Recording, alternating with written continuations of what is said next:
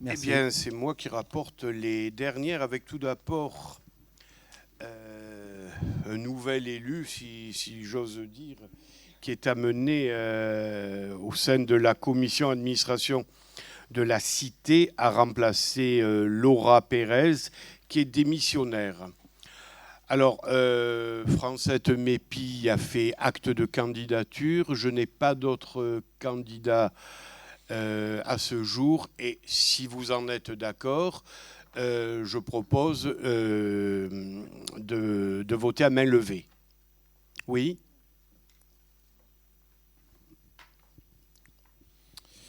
Oui, une question, parce que en fait, Madame Mépi, d'ailleurs, je vous souhaite la bienvenue, la re-bienvenue, c'est pour remplacer Madame Pérez. Alors en fait, on aimerait savoir pourquoi elle est partie. En effet, quand Monsieur Desroches a démissionné, il nous a expliqué que c'était pour des raisons professionnelles.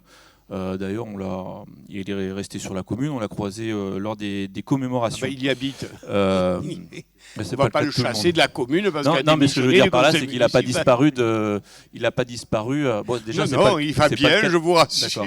Non, mais oui, on l'a vu. Non, mais ce que je veux dire par là, c'est qu'il s'est justifié, il nous a expliqué pourquoi. Et le fait qu'il habite sur la commune, bon, bah, c'est pas le cas de tout le monde autour de cette table. La chose qu'il y a, c'est que le départ de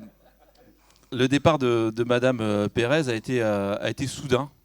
Il a été subitement.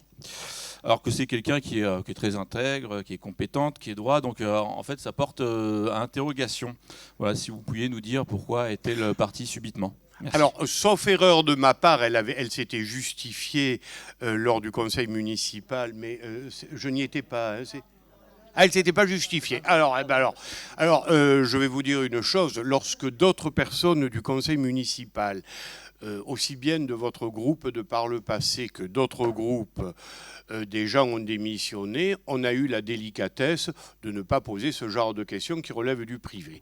Toutefois, je peux vous dire très clairement que Laura Pérez est avocate, comme vous savez, profession libérale, et qu'elle n'arrivait plus à concilier une vie municipale, une vie professionnelle et puis une vie privée, bien évidemment. Voilà la réponse qu'elle m'a apportée et je n'ai pas d'autre réponse à vous donner. Alors, ça vous satisfait, c'est bien, ça vous satisfait pas, j'en suis désolé. En posant ce genre de questions et la façon dont vous la posez, vous essayez de mettre une espèce de suspicion. Je suis toujours déçu qu'un élu démissionne. Pourquoi ? Quand on se présente à une élection, on est censé s'engager. C'est un engagement à être élu au sein d'un conseil municipal.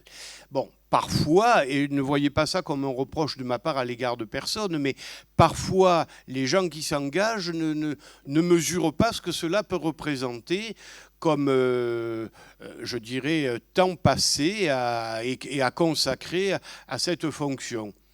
Voilà, et il le réalise après coup. Évidemment, il vaut mieux le réaliser avant, mais c'est comme ça. En tout cas, l'explication que je vous donne est l'explication qu'elle m'a donnée au cours d'un entretien assez long, d'ailleurs, que j'ai eu avec elle, parce qu'effectivement, Laura est quelqu'un d'intéressant, qui a une vraie compétence en matière juridique. Elle a d'ailleurs des projets de développement de son cabinet en direction de certaines spécialités qu'elle exerce.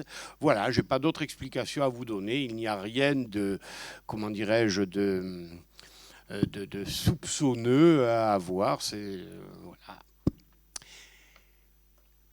Voilà. Donc, fort de cette... Francette, tu es quand même la bienvenue. Hein. Alors, toutefois, est-ce que je suis obligé de mettre aux voix si vous êtes d'accord pour voter à main levée? Êtes-vous d'accord pour voter à main levée? Qui est contre? Personne. Donc, on vote à main levée.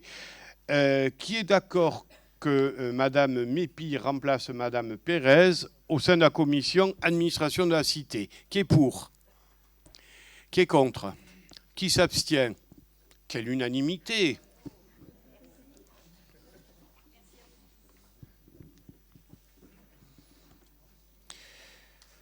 Voilà pour la 30. Je n'ai rien oublié. Ouais.